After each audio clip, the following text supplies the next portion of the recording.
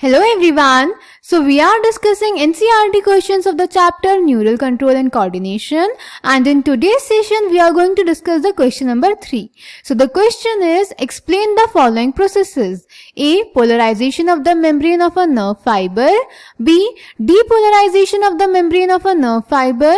C. Transmission of a nerve impulse across a chemical synapse. तो बेटा इस question में A पार्ट में हमें नर्व फाइबर का पोलराइजेशन एक्सप्लेन करना है, बी पार्ट में नर्व फाइबर का डीपोलराइजेशन एक्सप्लेन करना है और सी पार्ट में एक केमिकल साइनाप्स के थ्रू नर्व इंपल्स का ट्रांसमिशन एक्सप्लेन करना है. So let's check the answer. तो बेटा सबसे पहले हम ए पार्ट एक्सप्लेन करते हैं, polarisation of the membrane of a nerve fibre. तो बेटा जो हमारा नर्व फाइबर होता है उसकी जो मेम्ब्रेन होती है यानी जो न्यूरल मेम्ब्रेन होती है जिसको हम एक्सोलेमा भी बोलते हैं, उसमें बहुत सारे आयन चैनल्स प्रेजेंट होते हैं जो कि सेलेक्टिवली परमिएबल होते हैं डिफरेंट आयंस के लिए.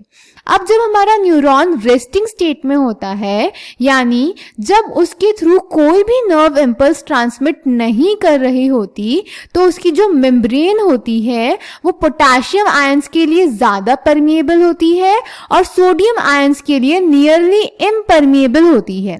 साथ ही साथ न्यूरॉन के अंदर यानी एक्सोप्लाज्म में नेगेटिवली चार्ज प्रोटीन्स भी प्रेजेंट होते हैं, उनके लिए भी मेम्ब्रेन इम्परमिएबल होती है. क्लियर? तो हमने अब तक देखा कि जो न्यूरॉन की मेम्ब्रेन है वो पोटेशियम आयंस के लिए ज्यादा परमिएबल है और सोडियम आयंस और नेगेटिवली चार्ज प्रोटीन्स के लिए नियरली इम्परमिएबल है. अब बेटा क्या होता है, जो एक्सोप्लाज्म होता है यानी न्यूरॉन के अंदर का जो सरफेस होता है उसमें K+ पोटेशियम आयन की कंसेंट्रेशन ज्यादा होती है और सोडियम आयन की कंसेंट्रेशन कम होती है. नॉर्मल स्टेट में ऐसा होता है. और न्यूरॉन के बाहर जो एक्स्ट्रा सेलुलर फ्लूइड होता है उसमें उल्टा होता है, उसमें पोटेशियम आयन की कंसेंट्रेशन कम होती है और सोडियम आयन की कंसेंट्रेशन ज्यादा होती है.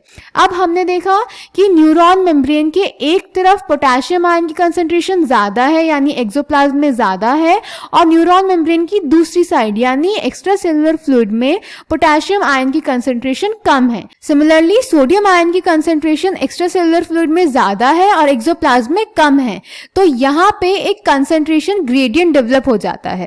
अब इस कंसंट्रेशन ग्रेडियंट को मेंटेन करने के लिए न्यूरॉन मेम्ब्रेन में present sodium potassium pump activate हो जाता है.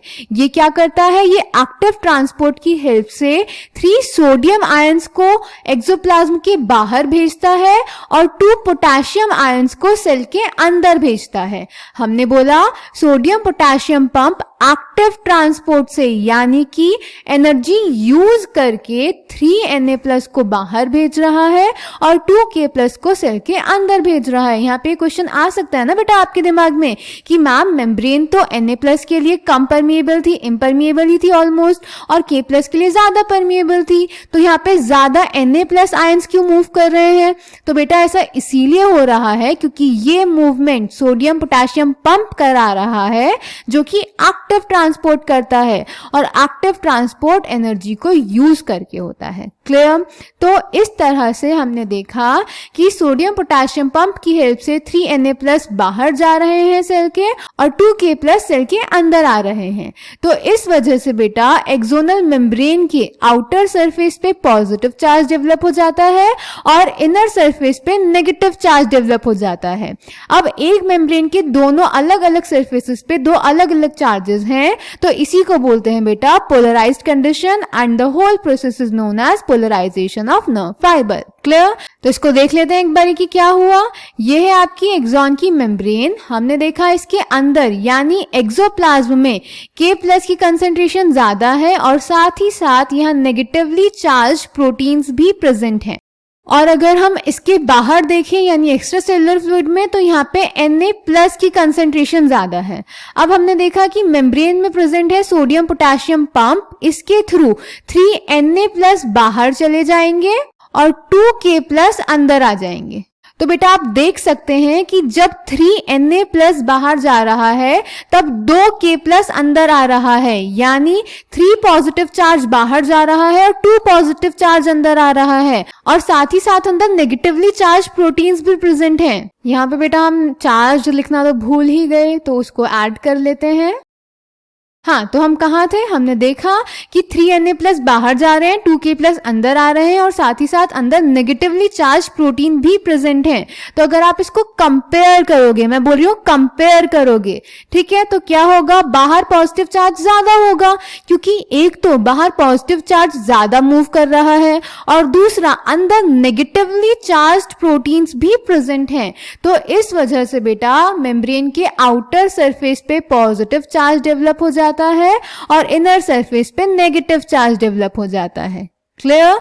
इसको बोलते हैं polarisation of nerve fibre. So क्या हुआ, A part, answer number 3, A part, polarization of the membrane of a nerve fibre. Different types of ion channels are present on the neural membrane. These ion channels are selectively permeable to different ions. When a neuron is not conducting any impulse that is resting, the axonal membrane is comparatively more permeable to potassium ions, that is K+, and nearly impermeable to sodium ions, that is Na+. Similarly, the membrane is impermeable to negatively charged proteins present in the exoplasm. Consequently, the exoplasm inside the axon contains high concentration of K+ and negatively charged proteins and low concentration of Na+. In contrast, the fluid outside the axon contains a low concentration of K+, a high concentration of Na+, and thus form a concentration gradient. These ionic gradients across the resting membrane are maintained by the active transport of ions by the sodium-potassium pump, which transports 3Na+ outwards for 2K+ into the cell. As a result, the outer surface of the axonal membrane possesses a positive charge, while its inner surface becomes negatively charged and therefore is polarized. Clear बेटा? Then B part की तरफ चलते हैं. B part में हमें depolarization explain करना था. तो बेटा depolarization में क्या होता है, जब न्यूरॉन पे कोई स्टिमुलस आता है तो जो हमारी मेम्ब्रेन होती है न्यूरॉन की, वो Na+ के लिए फ्रीली परमिएबल हो जाती है, जिसकी वजह से Na+ का इन्फ्लक्स होता है, यानी Na+ एक्सोप्लाज्म के अंदर मूव करने लगता है, जिसकी वजह से पोलैरिटी रिवर्स हो जाती है, यानी मेम्ब्रेन के आउटर सरफेस पे नेगेटिव चार्ज डेवलप हो जाता है और इनर साइड पे पॉजिटिव. इसी को बोलते हैं बेटा डीपोलराइजेशन और depolarised state. Clear? So B part, depolarization of the membrane of a nerve fiber. When a stimulus is applied at a site on the polarized membrane, the membrane at the site becomes freely permeable to Na+. This leads to a rapid influx of Na+, followed by the reversal of the polarity at that site. That is, the outer surface of the membrane becomes negatively charged and the inner side becomes positively charged. The polarity of the membrane at the site is thus reversed and hence depolarized. तो क्या हुआ बेटा, जैसे हम दोबारा से अपनी axonal membrane बना लेते हैं. अगर हम बात करें नॉर्मल कंडीशन की, तो नॉर्मल कंडीशन में यानी रेस्टिंग स्टेट में बाहर वाले सरफेस पे पॉजिटिव चार्ज होता है और इनर सरफेस पे नेगेटिव चार्ज होता है.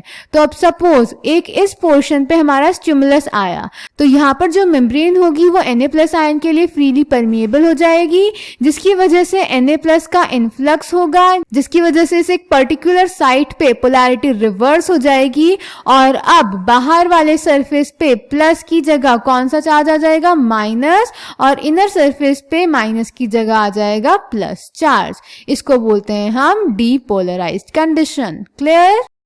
समझ में आया बेटा? Okay, then C part is transmission of a nerve impulse across a chemical synapse. तो सी पार्ट में आपको एक केमिकल साइनाप्स के थ्रू नर्व इम्पल्स का ट्रांसमिशन एक्सप्लेन करना था. अब सबसे पहले तो साइनाप्स क्या होता है, तो साइनाप्स बेटा दो न्यूरॉन्स के बीच का जंक्शन होता है जो कि मिलके बनता है प्री साइनाप्टिक और पोस्ट साइनाप्टिक नर्व फाइबर से. क्लियर? अब ये जो साइनाप्स होता है ये दो टाइप का होता है, इलेक्ट्रिकल साइनाप्स और केमिकल साइनाप्स. तो हमें हमारे क्वेश्चन में केमिकल साइनाप्स के बारे में पूछा गया है, तो हम यहाँ पे उसी के बारे में बात करेंगे. केमिकल साइनाप्स बेटा वो साइनाप्स होता है जब pre and post synaptic neurons एक फ्लूइड फिल्ड स्पेस से सेपरेटेड होते हैं, जिसको बोलते हैं साइनाप्टिक क्लेफ्ट। यानी दो न्यूरॉन्स के बीच में जब साइनाप्टिक क्लेफ्ट प्रेजेंट होता है जिसमें फ्लूइड फिल्ड होता है, उस साइनाप्स को हम बोलते हैं केमिकल साइनाप्स। केमिकल साइनाप्स में बेटा नर्व इम्पल्स का ट्रांसमिशन न्यूरोट्रांसमीटर्स की हेल्प से होता है। एक्सॉन टर्मिनल में बहुत सारे वेसिकल्स प्रेजेंट होते हैं जिनमें ये न्यूरोट्रांसमीटर्स प्रेजेंट होते हैं। तो जब नर्व इम्पल्स आती है तो ये जो वेसिकल्स होते हैं ये मेम्ब्रेन की तरफ मूव करते हैं और प्लाज्मा मेम्ब्रेन के साथ फ्यूज करके न्यूरोट्रांसमीटर को रिलीज कर देते हैं साइनाप्टिक क्लेफ्ट में, और ये न्यूरोट्रांसमीटर फिर दूसरे न्यूरॉन पे जाके स्पेसिफिक रिसेप्टर से जुड़ जाते हैं और फिर वहां से दोबारा से आयन चैनल्स को ओपन करके एक नई इम्पल्स स्टार्ट कर देते हैं। Clear? So answer number 3, C part, transmission of a nerve impulse across a chemical synapse. At a chemical synapse, the membrane of the pre and post synaptic neurons are separated by a fluid filled space called synaptic cleft. तो chemical synapse क्या होता है? जब pre and post synaptic neurons synaptic cleft से separated होते हैं. Chemicals called neurotransmitters are involved in the transmission of impulses at these synapses. The axon terminals contain vesicles filled with these neurotransmitters. When an impulse, that is action potential, arrives at the axon terminal, it stimulates the movement of the synaptic vesicles towards the membrane where they fuse with the plasma membrane and release their neurotransmitters in the synaptic cleft. The released neurotransmitters bind to their specific receptors present on the postsynaptic membrane. This binding opens the ion channels, allowing the entry of ions which can generate a new potential in the postsynaptic neuron. The new potential developed may be either excitatory or inhibitory. Clear? So this was answer number 3. I hope this question is clear to you. Thank you.